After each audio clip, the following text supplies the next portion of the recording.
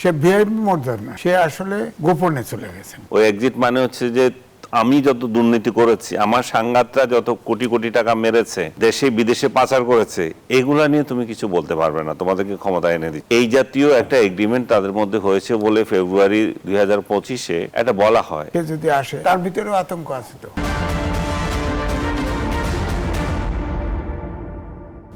সাবেক প্রধান উপদেষ্টা ডক্টর মোহাম্মদ ইউনূস ভিআইপি মর্যাদায় প্যারিসের উদ্দেশ্যে ঢাকা ত্যাগ করেছেন, কিন্তু তার এই সফরকে ঘিরে তৈরি হয়েছে এক ধূম্রজাল।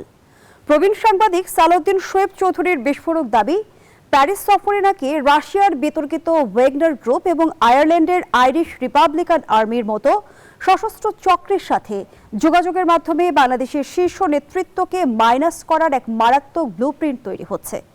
যদিও এই গুরুতর অভিযোগের পক্ষে এখনো কোনো স্বাধীন বা নির্ভরযোগ্য প্রমাণ মেলেনি, তবে ডক্টর ইউনূসের এই সফরের চেয়েও দেশের ভেতরের এক নতুন বিতর্ক রাজনৈতিক অঙ্গনকে কাঁপিয়ে দিচ্ছে, যার নাম কিচেন ক্যাবিনেট। সাবেক উপদেষ্টা মাহফুজ আলম, আসিফ মাহমুদ এবং খোদ সাবেক পররাষ্ট্র উপদেষ্টা তৌহিদ হোসেনের কণ্ঠে এখন একই সুর, অন্তর্বর্তী সরকারের ওই কিচেন ক্যাবিনেটই দেশ চালাতো। কেন সাবেক উপদেষ্টাদের মুখ থেকেই এখন বেরিয়ে আসছে অন্তর্বর্তী সরকারের সেই অদৃশ্য নীতি নির্ধারক বা কিচেন ক্যাবিনেটের গল্প? ডক্টর ইউনূসের প্যারিস সফর কি শুধুই সামাজিক ব্যবসার প্রকাশ্য কর্মসূচি, নাকি এর পেছনে আসলেই রয়েছে কোনো দীর্ঘমেয়াদী ভূ রাজনৈতিক সমীকরণ?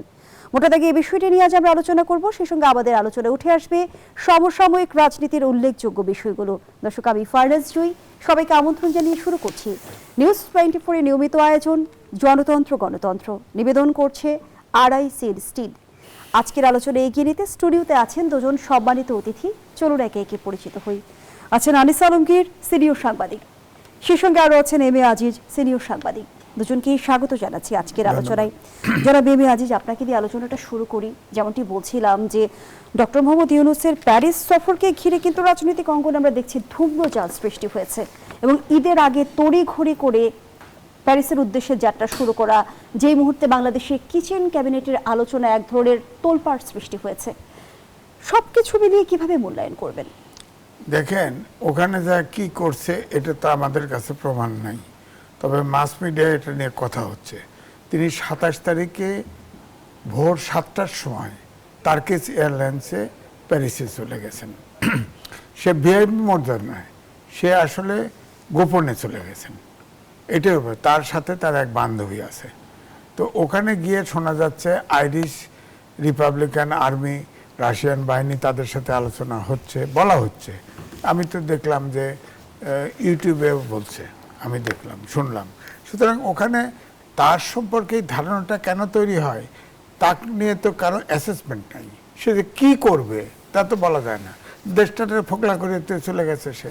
এখন আবার নতুন করে এই -2 -3 সরকার ফেলায় দেওয়া, এই ষড়যন্ত্র তো সে করতে পারে।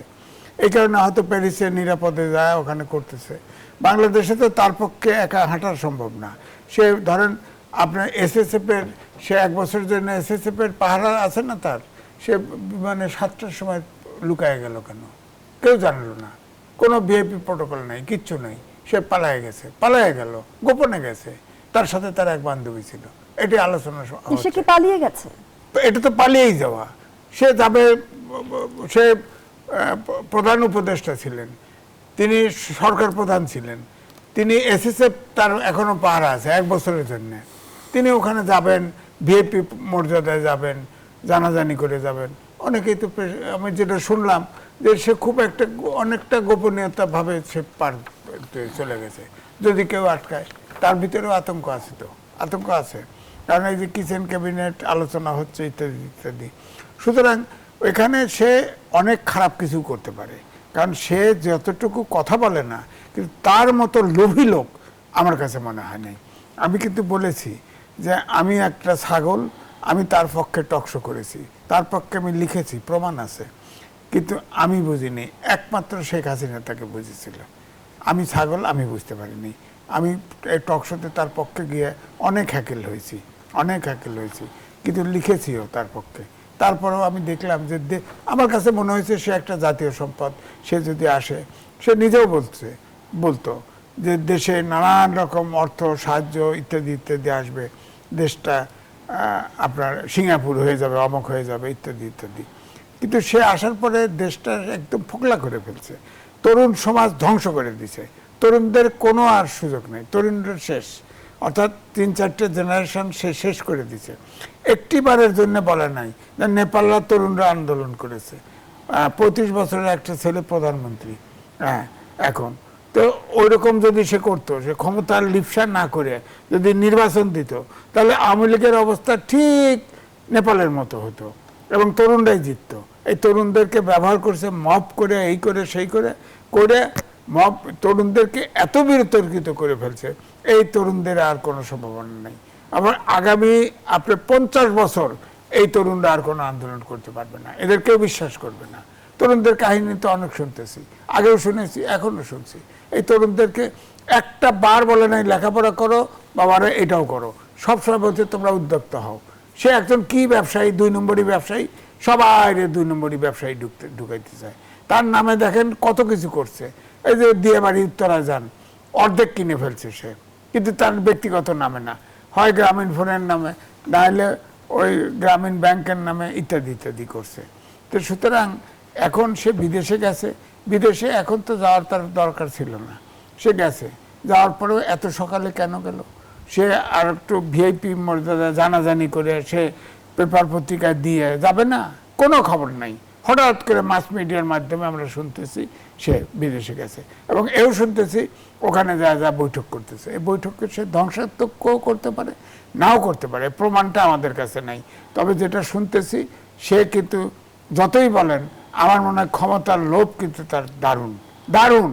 সে কিন্তু ক্ষমতা ছাড়তে চায় নাই, বাধ্য হয়ে ক্ষমতা ছাড়ছে, এবং সে আবার এই দেশটাকে ধ্বংস করার ষড়যন্ত্র করতে পারে। ক্ষমতায় ছাড়তে না চেয়ে থাকে তাহলে নির্বাচন আয়োজন কেন করেছিল? নির্বাচন তো বাধ্য হয়ে আয়োজন করছে, কারণ আমি আগেও বলেছি যে বিএনপি ইউনিসের ফাটাবাসের চিপায় পড়ছে, খালি প্রতিবাদ করে না, খালি কোনো মতে নির্বাচন চাই, নির্বাচন চাই করতে করতে 18 মাস পার দিছে, 18 মাস পার দিয়ে 18 মাস পরে নির্বাচন দিছে। তো এই জন্য আমি বলছি যে ইউনিস তো নির্বাচন দিতে চায় নাই। আর আমাদের পলিটিশিয়ানরা, যে ছাত্ররা, তাদেরও এবং আর্মি সব মিলেই তো এটা করছে, তাদের মাথায় ধরে নাই যে ইউনিস এই একটা ভ্যাকুয়াম তৈরি করে ফেলবে, নেপালের মতো ইলেকশন দিয়ে দিত। কিন্তু অন্তর্বর্তীকালীন সরকার আমরা দেখলাম যে শাসনামল 18 মাস দীর্ঘায়িত হলো, এজেন্ডা বাস্তবায়ন হয়েছে কি? কিচ্ছু হয়নি, কিচ্ছু হয়নি। সে তো নিজের এজেন্ডা বাস করে ছাত্রদেরকে নানান জায়গায় বিতর্কিত করছে, নানান জায়গায় দেন। আগে তো ছাত্ররা টকশোতে আসতো, V8 গাড়িতে চলে আসতো, আরে ভাই ভ্যান গাড়ির থেকে রুটি খাইতো, তারা V8 গাড়ি তোলে। এখন তো শুনলাম সিটি কর্পোরেশন, সিটি কর্পোরেশন 35 কোটি টাকা লয়ে গেছে 2 জন ছাত্র। বলেন এদের ভোট দিবে কেউ? ভোট দিবে? আর কেউ কি তারা লিডারশিপ কেউ মানবে? এখনো তারা করতেছে। দেখেন, এই জন্য বলছি যে সে এই দেশটাকে নিউ জেনারেশন ধ্বংস করে দিচ্ছে বিজ্ঞানের যুগে, এবং দেশটাকেও সে একদম ব্যাংক্রাফ্ট বানায় দিচ্ছে। অসংখ্য ধন্যবাদ জানাচ্ছি জনাব এম এ আজিজ। জনাব আনিস আলমগীর, আমরা অন্তর্বর্তী সরকারের শাসনামলেই শুনেছিলাম সেফ এক্সিট প্রসঙ্গটি। ডক্টর ইউনূসের এই প্যারিস সফর কি কোনোভাবে সেফ এক্সিটের সেই, যদি আমরা বলি যে, অংশ কিনা?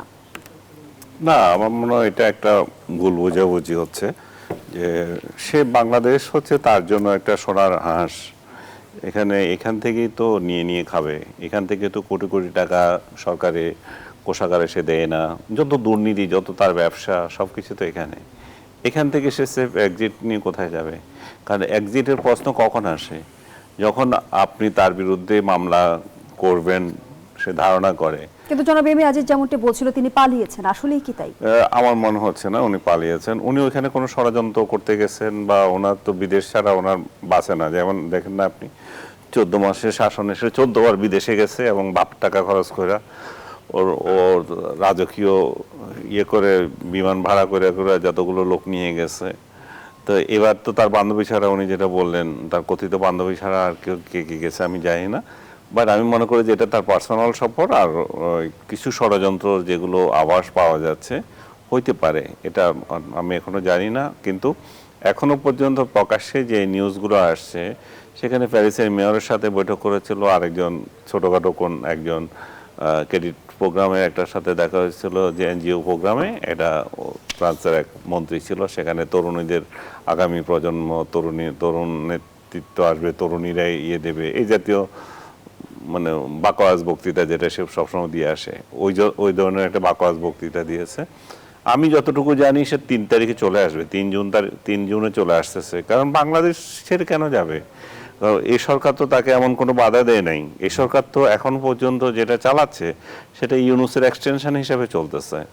ইউনূসের অপকর্ম যা আছে তার বিরুদ্ধে কোনো ব্যবস্থা নাই। ইউনূস 600 ছেলেকে, শিশুকে মেরেছে, মানে হত্যাকারী ইউনূস এবং তার আরেক বান্ধবী মিলিয়ে। কই সেগুলো নিয়ে তো কোনো বিচার নাই, কোনো কথা নাই, শব্দ নাই, সরকারের তরফ থেকে কোনো টু শব্দ করছে না। মাঝে মাঝে বলে, মানে ইউনূস দায়ী সেরকম কোনো কেউ বলছে না, মন্ত্রী থেকে শুরু করে সর্বোচ্চ পর্যায়ে থেকে কেউ ইউনূসকে দায়ী করছে না। ইউনূস গণতন্ত্র হত্যা করছে বাংলাদেশে, যে 18 মাসে যেভাবে সমাজকে বিনষ্ট করছে, যেভাবে মানে কি করব, প্রত্যেকটা সেক্টর নষ্ট করে দিয়ে গেছে। তার জন্য তাকে জবাবদিহিতে আনার জন্য বারবার যখন রিট করা হয়েছিল, তার দুর্নীতি নিয়ে কথা উঠছিল, কোনো কিছুই আইনের ছোঁয়ার বাইরে ছিল সে। কারণ এগুলো সব ডক্টর ইউনূসের আদালত থেকে ফেলে দিচ্ছে। রহস্যজনক নীরবতা কেন? এর পেছনে কোনো কারণ আছে কিনা? ইউনূস সম্পর্কে সরকারের নীরবতা, রহস্যজনক এক নীরবতাই তো বলছেন। এটাই হচ্ছে যে সেফ এক্সিট যেটা আপনি বলছেন, ওই এক্সিটের পার্ট। ওই এক্সিট মানে হচ্ছে যে দেশ ছেড়ে চলে যাওয়া না। ওই এক্সিট মানে হচ্ছে যে আমি যত দুর্নীতি করেছি, আমার সাংঘাতরা যত কোটি কোটি টাকা মেরেছে, দেশে বিদেশে পাচার করেছে, এগুলা নিয়ে তুমি কিছু বলতে পারবে না, তোমাদেরকে ক্ষমতা এনে দিচ্ছি। এই জাতীয় একটা এগ্রিমেন্ট তাদের মধ্যে হয়েছে বলে ফেব্রুয়ারি 2025-এ এটা বলা হয়। এবং ডক্টর ইউনূস সম্পর্কে সরকারের যে মনোভাব, এবং বিরোধী দল জামাত সহ অন্যরা যেভাবে কথা বলতেছে যে সেই অংশের সেই চুক্তির অংশ কিনা যে তার সম্পর্কে নীরব থাকা, এটা কিন্তু মানুষের মনে প্রশ্ন দেখা দিয়েছে। ইউনূস আবার আরেকটা বাতাস তুলে দিয়েছে যে তাকে রাষ্ট্রপতি করা হতে পারে। ইউনূস এবং তার চেলারা, যেমন ওই যে ডাস্টবিন শফিক গ্রুপ, আরো যারা আছে, এরা এমন একটা বাতাস তুলতেছে যে ইউনূসকে আবার ক্ষমতায় আনা হবে। এবং তারা কিন্তু কেউ ত্যাগ করে না। ইউনূস কয়দিন ধরে একটু নীরব ছিল, কিন্তু তার যে সাঙ্গপাঙ্গা যারা ছিল, এই যে আরেকটা আউট, এই যে ওর নাম কি জানে, সিনেমা বানায়, ফারুকি, ও সহ সবগুলো আবার ইউনূসের চাটাচাটি শুরু করে দিয়েছে। এই চাটাচাটির অর্থ হচ্ছে যে ওরা একটা ইমপ্রেশন দিতে চায় পাবলিকের কাছে যে ইউনূস কিন্তু শেষ হয় না, ইউনূস আবার আসতেছে, ক্ষমতা আসতেছে। তাকে মুদ্রার ওপিঠের গল্প তো আছে। আমরা তো দেখছি উপদেষ্টা পরিষদের সদস্যরাই এখন কিচেন ক্যাবিনেটের কথা বলছে, এক একজন কিন্তু বিভিন্ন বিস্ফোরক দাবিও করছে। আমি সে আলোচনায় ফিরতে চাই বিরতির পর। দর্শক, গণতন্ত্রের এই পর্যায়ে একটা বিরতি নিচ্ছি। আবার আমন্ত্রণ, দেখছেন নিউজ 24 এর নিয়মিত আয়োজন গণতন্ত্র। নিবেদন করছে RICL স্টিল। আমরা আবারও ফিরছি আলোচনায়। জনাব আনিস আলমগীর, যে আলোচনায় আমরা ছিলাম, না ছিল যে কথা ছিল যে উনি সেখানে যে গিয়েছেন, ষড়যন্ত্রের যে বিষয়টা এখন সোশ্যাল মিডিয়ায় উঠেছে, দুইটা সশস্ত্র অর্গানাইজেশনের সঙ্গে তার বৈঠক, যেগুলো বিভিন্ন দেশে গুপ্ত হত্যার জন্য লোক পাঠায়, ওই ধরনের অর্গানাইজেশনের সাথে ওনার এই মুহূর্তে বৈঠকের কেন দরকার হলো? তার মানে কি উনি বাংলাদেশে আরেকটা এই ধরনের কোনো টালমাটাল পরিস্থিতি সৃষ্টি করতে চান কিনা? এগুলো সব আলোচনা, এগুলো স্পেকুলেশন। আমি পার্সোনালি এটা বিলিভ করছি না, আবার ফেলেও দিচ্ছি না। 11 সময় আমরা দেখেছিলাম -2 ফর্মুলা বেশ আলোচিত ছিল। বর্তমান সময়ে একই ফর্মুলার কথা বারবার বলা হচ্ছে। আছে, এই সরকারকে যদি করতে পারে, মাইনাস করতে পারে, মনে করেন 5 আগস্ট দিয়ে বাংলাদেশের সবচেয়ে বড় একটা রাজনৈতিক দল, তাকে আপনি মাইনাস করে দিয়েছেন। এখন যদি আরেকটা বড় রাজনৈতিক দল যারা এখন ক্ষমতায় আছে, তাদেরকে যদি আপনি মাইনাস করতে পারেন, তাহলে কার সুবিধা হবে? তাহলে সুবিধা হবে জামাত আর এনসিপি বা ওই উগ্র দক্ষিণপন্থী যারা আছে, তো তাদেরও তো খায়েশ আছে যে তাহলে বাংলাদেশের রাষ্ট্র ক্ষমতায় যেতে চায়। এবং আপনি ইউনূস সম্পর্কে যদি কোথাও সোশ্যাল মিডিয়ায় কমেন্ট করে দেখেন বা কোনো আলোচনা করে দেখবেন যে যাকে বট বাহিনী আপনাকে আক্রমণ করছে, এবং তার মানে জামাত এবং এই যে এনসিপি আক্রমণ করছে, এবং তার মানে সে তাদের গুরু হিসেবে আছে, তাদেরকে প্যাট্রোনাইজ করেছে। তারাই তো চেয়েছিল যে ইউনূসকে আর 5 বছর রাষ্ট্র ক্ষমতা রেখে দিতে, যাতে করে এই উগ্রবাদের চর্চা আরো ভালো করে হতে থাকে এবং বিভিন্ন জায়গায় তারা শিকড় গজাতে পারে। এখন যে শিকড় গড়াচ্ছে, যে ভেরি রিসেন্টলি যে দুইটা আপনি হয়তো ওই প্রসঙ্গ আসবেন, যে কুমিল্লার কথা বলছে, যে কুমিল্লা জেলা পরিষদ থেকে যে টাকা নিয়ে গেছে, দেখা যাচ্ছে যে একজন সমন্বয়ক নিয়েছে 10 কোটি টাকা, আরেকজন সমন্বয়ক নিয়েছে 15 কোটি টাকা। কিন্তু তার থেকেও বড় খবর আছে, আজকে আরেকজনে বলতেছে যে 120 কোটি টাকার মতো নিয়ে গেছে জামায়াতে নায়েবে আমির তার এলাকার জন্য। আমি জানি না সত্যতা কতটুকু, এটা উনি হয়তো জবাব দিতে পারবেন, যেহেতু অভিযোগ উঠেছে। তো তার মানে কি, আর আর পার্শ্ববর্তী অন্যান্য উপজেলাগুলোতে পেয়েছে 10 লাখ 20 লাখ করে, কোথায় লাখ আর কোথায় কোটি। তার মানে এগুলো কিভাবে পেয়েছে ইউনূস? তার মানে ইউনূস যে শাসনটা চালিয়েছিল 18 মাসের, যে পুরোটাই তো ছিল এই জামাত আর এনসিপি শাসন। তার সরকারে তারা ছিল, তাদেরকে টাকা দিয়ে তারা তাদের এলাকাগুলোতে ডেভেলপমেন্ট করেছে, ভোট আদায় করেছে, নীল নকশার নির্বাচন করেছে।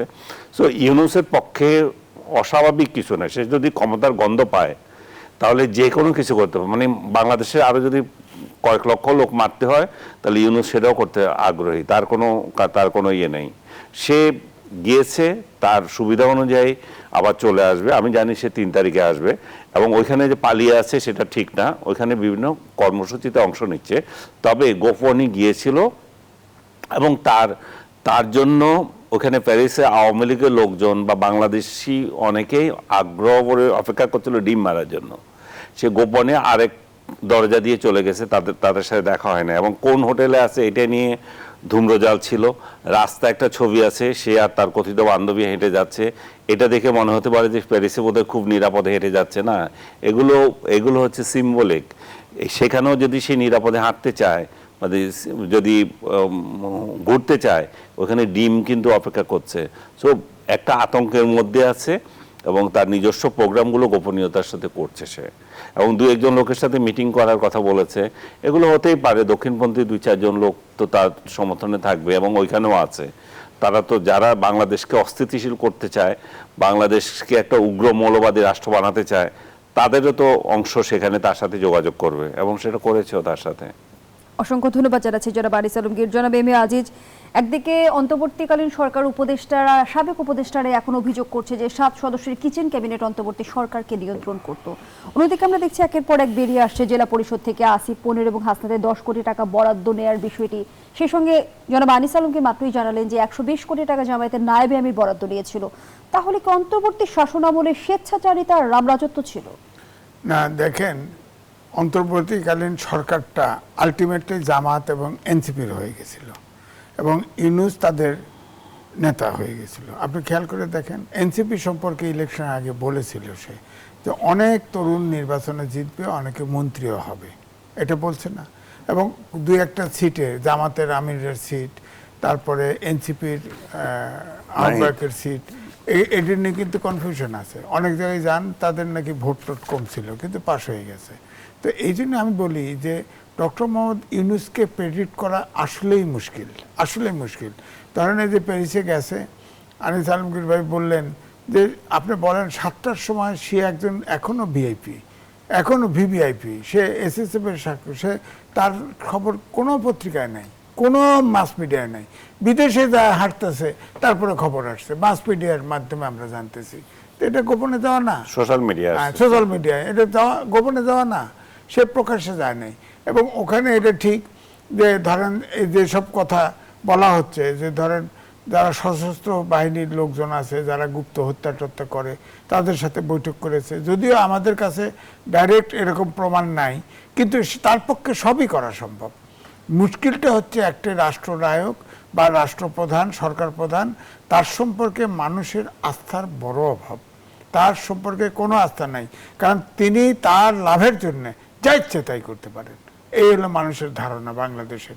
সুতরাং এই যে ধরেন সজীব ভুঁইয়া এবং হাসনাত আবদুল্লাহ যে 50 কোটি টাকা নিলেন, তারা তো আগেও টাকা নিয়েছেন, বললাম না আমি। ভ্যান গাড়ির থেকে টাকা খায়, V8 গাড়িতে তার দোস্তরা নাকি টাকা দেয়, গাড়ি দেয়। হ্যাঁ, এরকম অনেক জায়গা থেকেই তো টাকা নিছে। অনেক বড় বড় ব্যবসায়ী, অলিগার্ড টাকা দিয়ে তাদেরকে টাকা দিয়ে নিরাপদে আছে, ব্যবসা করতেছে, সবই আছে। সুতরাং অর্থাৎ দেশটাকে, যেটা উনি বলেছেন যে ওখান থেকে যদি সে ক্লু পায়, সুযোগ পায়, তাহলে সরকারের পতন ঘটায় দিতে পারে। ধরেন মেরে দিল, কিলিং করাই দিল, সমস্যা কি? গুপ্ত হত্যা যদি করতে পারে করাই দিল। এটা তবে এখন যে পরিস্থিতি এত সহজ না, এত সহজ না। সে ওখান থেকে কিন্তু অলরেডি এটা কিন্তু মানুষের ভিতরে ধারণাটা তৈরি হয়েছে, যেহেতু তার ভিতরে কোনো বিশ্বাস নাই। সে আন্তর্জাতিক মহল কিংবা বিদেশি শক্তি কি বাংলাদেশের রাজনীতিকে খোল নলচে বদলে দেওয়ার ক্ষমতা রাখে? ক্ষমতা রাখতে না, ধরেন এই যে সজীব ভুইয়া প্রথমে বলছে ডিপ স্টেট আছে, এখনো বলেন কিচেন ক্যাবিনেট আছে। তো ডিপ স্টেট তো ওয়ার্ক করতেছে এখনো, আমার কাছে মনে হয় ইলেকশনের আগে এবং পরে ডিপ স্টেট। আপনি বলেন তো দুদককে ডিপ স্টেট কি কিচেন ক্যাবিনেটের নিয়ন্ত্রক কিনা? না, ডিপ স্টেট হতে পারে, হতে পারে, কারণ আমাদের দেশে সরাসরি কোনো ডিপ স্টেট নাই আমার ধারণা। কারণ ডিপ স্টেট ধরেন পরাশক্তিগুলোর ভিতরে থাকে, কাজ করে। আমরা বলি না যে ধরেন আমেরিকা সরকার প্রধান, রাষ্ট্রপ্রধান সব করে না, ওখান থেকে সরকার আলাদাভাবে সরকার ডিপ স্টেট আছে, সেখানে কাজ করে, তাদের সিদ্ধান্ত বাস্তবায়ন হয়। বাংলাদেশে হচ্ছে কি ধরেন ইন্টেলিজেন্স নাই, পার্টিগুলোর ভিতরে নাই, যেগুলো উপদেষ্টা পরিষদে আছে সব তো আপনার ধরেন কিছু কিছু লোক আছে, এরা যা সরকার চালাবে এই ধারণাটাই তো ছিল না। সে তার ডক্টর মোহাম্মদ ইউনূস যাকে প্রয়োজন মতো করেছে তাকেই নিছে, তাকে নিয়ে বসায় দিছে, এরকম হয়েছে। এই সরকার তো ক্রেডিবিলিটিও ছিল না, সরকারের যোগ্যতাও ছিল না। ডিপ স্টেট মানে কি? ডক্টর মোহাম্মদ ইউনূস যা বলতো সেটাই তাদের ওই আপনার কিচেন ক্যাবিনেট দিয়ে পাশ করাতো। যখন বৈঠকে বসে সাখাওয়াত সাহেব বলছে না, বলছে যে 4 জন বসতো গুলশানে, রোড নম্বরে বলছে বসতো, আর উপদেষ্টা পরিষদের মিটিং যখন হইতো উত্থাপন করতে শুধু পাশ হয়ে যেত, উপদেষ্টা পরিষদের কোনো সে ছিল না। হ্যাঁ, উনি কিন্তু সব এভাবে করছে। এখন ধরেন দুদকে উপদেষ্টা পরিষদের ডক্টর মোহাম্মদ ইউনূস সহ অনেকের অভিযোগ আছে, লিখিত অভিযোগ। ব্যারিস্টার সারোয়ার তিনি অভিযোগ করেছেন, মুসলিম লীগের প্রেসিডেন্ট উকিল সাহেব, ওনার নামটা ভুলে গেছি, উনি মহাসিন হোসেন, তিনি অভিযোগ করেছেন। তদন্ত হয় না কেন?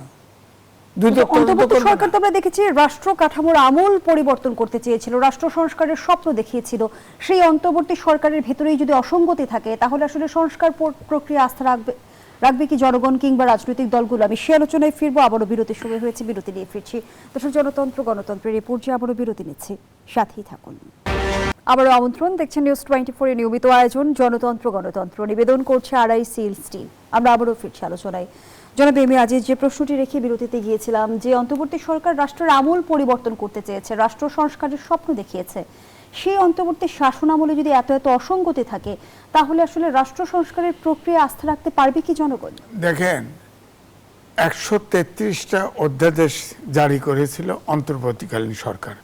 18 দিয়ে ভাগ করে দেখছি, প্রত্যেক দিন 4.06 অধ্যাদেশ জারি করতে হয়েছে। এবং অধ্যাদেশ লিখে হচ্ছে মিনিস্ট্রির একজন ডেপুটি সেক্রেটারি অথবা জয়েন্ট সেক্রেটারির নেতৃত্বে, তারা কিন্তু আইনজীবী না। তো সুতরাং প্রত্যেকটা অধ্যাদেশ কিন্তু নতুন করে আইনজীবী দিয়ে, অর্থাৎ বিজ্ঞ আইনজীবী দিয়ে এটা রিরাইট করে আইন করা দরকার। আইন তো দৈনিক হবে না।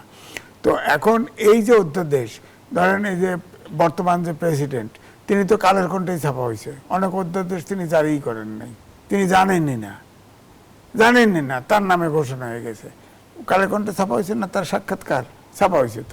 তো এখন এই জন্য বলছি যে এই যে অধ্যাদেশগুলা, তবে হ্যাঁ, অভ্যুত্থানের শেষে ছিল ফ্যাসিবাদের বিলোপ। তার মানে হচ্ছে একটা আইনের গণতন্ত্র, আইনের শাসন, সুশাসন চাই। যে জায়গায় গণতন্ত্রের জন্য, আইনের শাসন, সুশাসনের জন্য যেখানে যেখানে আপনার সংস্কার দরকার, সেগুলো তো ইউনূস সরকার অধ্যাদেশ জারি করুক আর না করুক, এই বর্তমান পার্লামেন্ট তো করা উচিত ছিল। কিন্তু পার্লামেন্ট তো কোনো কিছু তো আমি দেখি ওইভাবে করতেছে না। কিন্তু একটা আইন করছে, কিন্তু আপনার আওয়ামী লীগকে নিষিদ্ধ রেখে সন্ত্রাসবিধি আইন এটা করছে। জামাত বসেছিল, ভাবছে আওয়ামী লীগ নিষিদ্ধ হয়ে গেছে, বাহ চুপ। এনসিপি কিন্তু বাইরে গেছিল। এখন এই যে আইন 1974 সালে স্পেশাল পাওয়ার অ্যাক্ট আছে, এই অ্যাক্টে 15ই আগস্টের পরে মোস্তাক যে জেলে ঢুকেছিল, 80% লোক এই স্পেশাল পাওয়ার অ্যাক্টে ঢুকেছিল। এবারে যে এই আইনটা করা হলো, এটাও একটা কালো আইন। আপনি বলেন, এখন যদি এনসিপি বা জামাত ইসলাম যদি আন্দোলন করে আইন শৃঙ্খলা পরিস্থিতির অবনতি ঘটায়, তাহলে বিএনপি 2/3 মেজরিটি নিষিদ্ধ করতে পারবে না? পারবে তো। আবার ধরেন জামাত যদি ক্ষমতায় যায় পরে, এই আইনে বিএনপিকে নিষিদ্ধ করতে পারবে না। আবার বিএনপি 10 বছর পরে, 5 বছর পরে, 100 বছর পরে ক্ষমতায় আসুক, বিএনপি তো তাদের নিষিদ্ধ করতে পারবে। এটা তো গণতন্ত্রে তো এই ধরনের পয়েন্ট ব্ল্যাঙ্ক ওপেন এন্ডেড আইন হওয়া উচিত না, যেখানে কোনো মানে কালো আইন যেটা। তো এই জন্য বলছি যে দেশে যেটা বলা হচ্ছে গণতন্ত্রের পথে হাঁটা, সেটা আমার কাছে প্রশ্নবিদ্ধ। এখনো তারেক রহমান বিলেতে 17 বছর ছিল, তিনি চেষ্টা করতেছেন, হয়তো তিনি তার যে নির্বাচনী ইশতেহারে যা কিছু প্রতিশ্রুতি দিয়েছিল সেগুলো এক এক করে বাস্তবায়ন করতেছে, কিন্তু দেশের তো অর্থ নাই, বিনিয়োগ নাই, ব্যবসা নাই, কি করবে বলেন? এই সামনে বাজেট তো শুনলাম যে 9 লাখ কোটি টাকা, 9,30,000 কোটি টাকা বাজেট হবে। এই টাকার জন্য তো IMF এ ঘুরতেছে, IMF তো টাকা দিতে চাইছে, ওয়ার্ল্ড ব্যাংকে, ADB-তে ঘুরতেছে টাকার জন্য।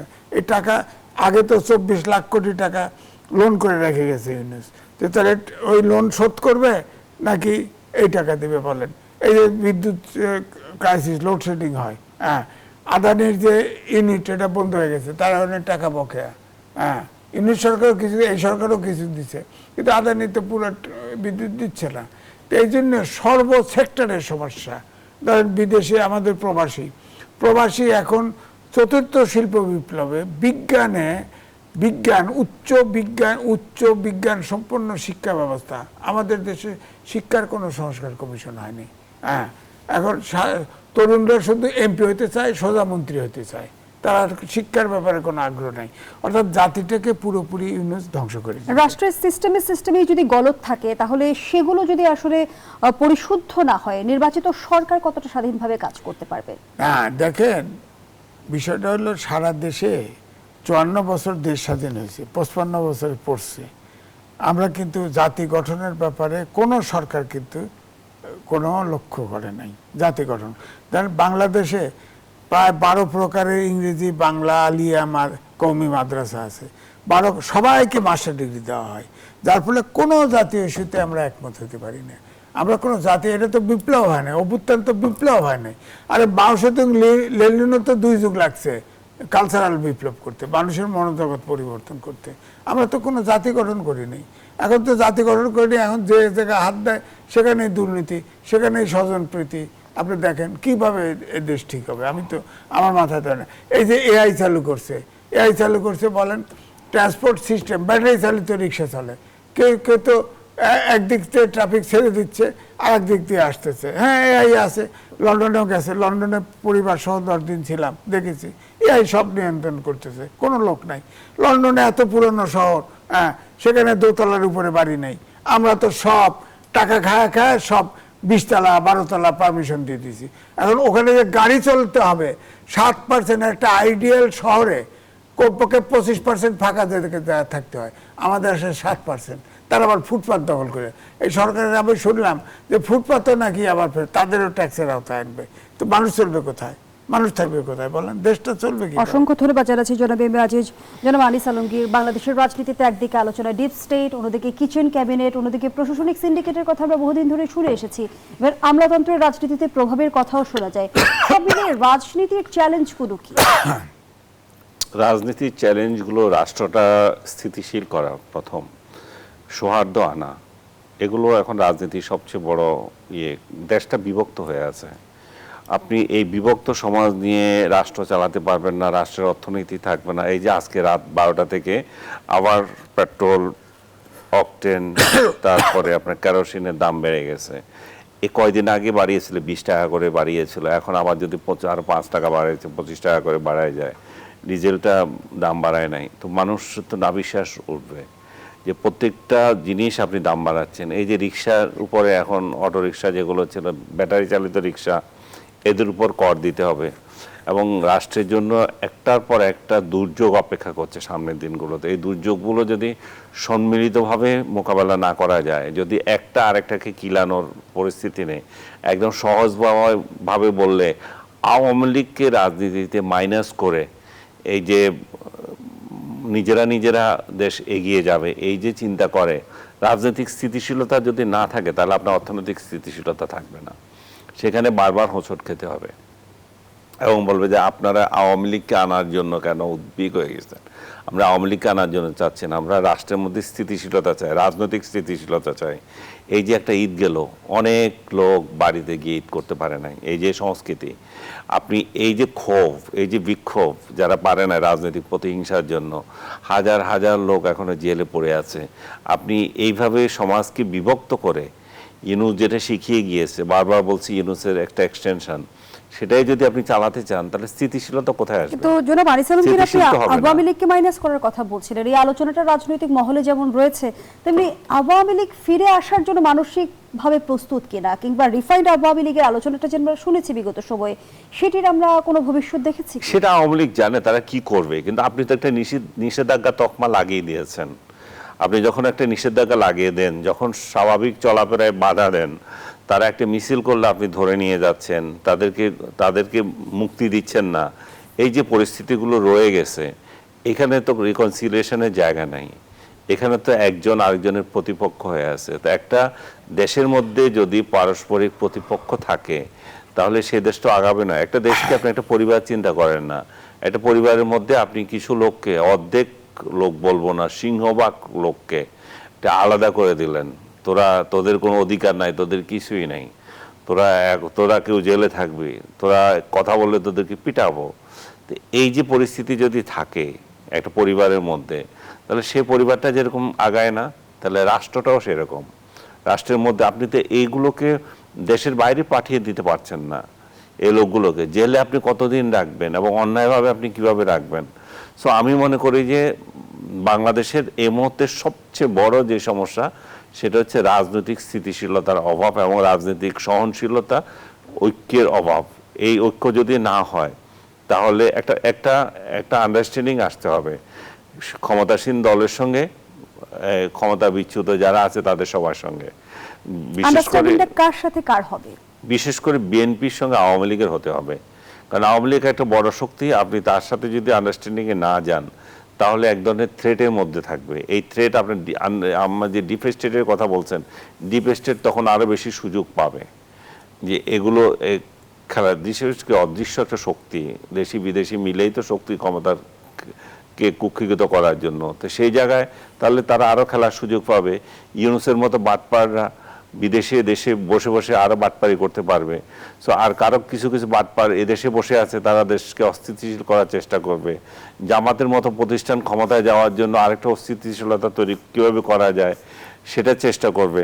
সো আপনি যদি সেটা না করেন, আপনি যদি স্বাভাবিক রাষ্ট্র চালাতে চান, তাহলে ঠিক আছে, একটা ইলেকশন হয়ে গেছে, ফেয়ার ইলেকশন হয়নি যেটা অনেকে মনে করে, যে দলেরই যে জাতেরই একটা ইলেকশন হোক, ইলেকশন হয়ে গেছে। অন্তত ইউনূস এই জগদ্দল পাথরের মতো যে রাষ্ট্রের মধ্যে লুটপাট করছিল সেটা থেকে মানুষ রক্ষা পেয়েছে। বিদেশের কাছে আমরা একটা সেল করতে পারছি যে আমরা একটা গণতান্ত্রিক সরকার এসেছে, আমরা একটা নির্বাচনের মাধ্যমে নির্বাচিত সরকার এসেছে, এখন ইনভেস্টমেন্ট করো। তো এই যে এবং বিরোধী দল যারা বাইরে আছে, যাদেরকে নিষিদ্ধ করেছে, তাদেরকে যদি বলা হয় যে ঠিক আছে তোমাদের নিষেধাজ্ঞা তুলে দেওয়া হবে, সামনে ইলেকশনে তোমরা আসবে, এই যে যদি এক ধরনের অ্যাটমসফিয়ার তাদের মধ্যে তৈরি হয়, এবং সরাসরি হতে হবে, নট নেসেসারি, পর্দার আড়ালেও তাদের মধ্যে আলোচনা হতে পারে। এখানে বিদেশিরাও জড়িত আছে, বিদেশিদেরকে ইনভলভ করেও এইটুকু হতে পারে। আমার যেমনটি গুঞ্জন শোনা যায় যে শেখ হাসিনা আসলে আওয়ামী লীগ দলের কর্তৃত্ব ছাড়তে নারাজ, এজন্যই রিফাইন্ড আওয়ামী লীগের আলোচনা অনেকটাই থমকে গেছে। সেই জায়গা থেকে শেখ হাসিনার সমেত আওয়ামী লীগের সাথে কোনো ঐক্য হবার সম্ভাবনা আদৌ আছে কিনা? শেখ হাসিনা ছাড়তে চায় কি না চায় সেটা তার দলের ব্যাপার। তার দল যদি মনে করে যে আমরা শেখ হাসিনাকেই রাখবো, আপনি বা আমি তো বলার কিছু না। আমরা এখানে কি করতে পারি? তারেক রহমানকেও তো বিএনপি আওয়ামী লীগ পছন্দ করে নাই, তারেক রহমানকে সরাও। খালেদা জিয়াকেও পছন্দ করে নাই। এখন তো অনেক কাহিনী অনেকভাবে আসে। তো তার মানে তাদের নেতৃত্বে কি চেঞ্জ হয়েছে? তাদের নেতৃত্ব তো দলগুলোই ঠিক করবে। অসংখ্য ধন্যবাদ জানাচ্ছি জনাব আনিস আলমগীর। এখন যদি শেখ হাসিনাকে যদি মনে করেন এই এই আলোচনায় আসে যে শেখ হাসিনা একটা বিগত সরকারের সময় ছিল, তার বিরুদ্ধে অ্যাট্রসিটির অভিযোগ আছে, তার বিরুদ্ধে মামলা আছে, অমুক আছে, তাহলে সেটা কিভাবে হবে? সেই প্রস্তাবটাও ক্লিয়ার হতে হবে। জি, ধন্যবাদ জানাচ্ছি জনাব এম এ আজিজ। এই বিষয়ে আপনার মন্তব্য নিতে চাই। আওয়ামী লীগের বিগত 17 বছরের অপশাসন, দুঃশাসন, দুর্নীতির কথা যদি আমরা বলি, সে বিষয়ে বা গণঅভ্যুত্থান পরবর্তী সময়টাই যদি আমরা তুলে ধরি, দল হিসেবে আওয়ামী লীগ কতটা দায়িত্বশীল আচরণ করেছে, কিংবা আওয়ামী লীগ অনুতপ্ত হয়েছে কিনা, আর আওয়ামী লীগ বিএনপির যে ঐক্য বা সমঝোতার কথা বলছিলেন জনাব আনিস আলমগীর, তার কোনো সম্ভাবনা দেখেন কিনা? না, আমি দেখি না। কারণ হচ্ছে এখন যে আমাদের দেশের যে আগের যে রাজনীতির টিউনটা ছিল সেরকমই আছে। অর্থাৎ সরকারি দল বিরোধী দল কখনো একমত হতে পারে না। আমি যেটা বলেছি, যেমন আইন করেছে, এটা একটা ব্ল্যাক আইন, কালো আইন, সেটা না করলেও পারতো। সেখানে তো জামাত সমর্থন দিছে আইনে, এবং জামাত বোঝে নাই তারা বিপদে পড়বে। এখন এই আলোচনাটা কেন আসছে? 3টা সাক্ষাৎকার ভারতে ছাপা হয়েছে। 3টা সাক্ষাৎ, একটা হলো শুভেন্দ্র ভৌমিক, একটা সে অনলাইনে সাক্ষাৎকার নিয়েছে, আমার কাছে 3টেই ধরা আছে। হ্যাঁ, আর পশ্চিমবঙ্গের কি বড় আনন্দবাজারে ছাপা হয়েছে, আর দি হিন্দুতে ছাপা হয়েছে। শেখ হাসিনা দাবি করেছেন খুব শিগগিরই দেশে ফিরবেন। এটা কোনো পত্রিকায় নাই। এটা আমাদের ইত্তেফাকেও ছাপা হয়েছে, এটা বাংলা ভার্সন সবাই সংক্ষেপে ছাপছে, সেখানে লিখছে। আমি এই কোন স্টোরিতে আমার কাছে ধরা আছে, এই স্টোরিতে সব জেলখানা রেডি করো, আমি ফাঁসি প্রয়োজনে ফাঁসি হবো, আমি ফিরতেছি ডিসেম্বরে, এই ভাষা লেখা নেই কোথাও। এটা পত্রিকাগুলো কাটতি বাড়ানোর জন্য এইরকম নিউজ করছে। আর শেখ হাসিনা যেটা যেটা বলা হয়েছে, ভারত থেকে যেটা শোনা কথা, এটা কিন্তু বেসিস নাই। তো ভারত থেকে, সেখানে ভারত থেকে একটা চেষ্টা করা হয়েছে যে একটা নতুন লিডারশিপ আওয়ামী লীগের দেওয়া, যারা নির্দোষ লোকজন দিয়ে। সেখানে শেখ হাসিনা সে রাজি না, সে তার পরিবার অথবা তার নেতৃত্ব লাগবে। এখন পরিবারের তো নেতৃত্ব নাই। এখন শেখ হাসিনা এখনো যে পরিস্থিতি, শেখ হাসিনা যদি দেশে ফেরে, তাহলে কিন্তু সব অভ্যুত্থানের শক্তি আবার এক হয়ে যাবে। তার জন্য এখানে এখনো পরিস্থিতি তৈরি হয় নাই। কিন্তু আমার কথা হচ্ছে যে অভ্যুত্থানের শেষে যে রাজনৈতিক দলগুলো ইনভলভ হয়েছিল, সেখানে তো এদেশে আমরা 71 সালে যেটা পাই নাই, গণতন্ত্র, বৈষম্য বিরোধী আইনের শাসন, সুশাসন, 90-এর আন্দোলন হলো, তার আগেও আন্দোলন হয়েছে। কিন্তু 24-এর পরে তো আমরা চেয়েছি এদেশে একটা গণতন্ত্রের পক্ষের দেশ হাঁটুক, রাজনৈতিক দলগুলো হাঁটুক। সেটা তো এখনো আমার কাছে মনে হচ্ছে আমরা কি সঠিক পথে হাঁটছি না উল্টো পথে হাঁটছি? আমার কাছে মনে হচ্ছে না, আগের পথেই হাঁটছি। দুজনকে অসংখ্য ধন্যবাদ জানাচ্ছি। আমরা আমাদের আয়োজনের একেবারে শেষ পর্যায়ে, দর্শক, এখানেই শেষ করছি গণতন্ত্রের আজকের আয়োজন। ধন্যবাদ এতক্ষণ আমাদের সাথে থাকার জন্য।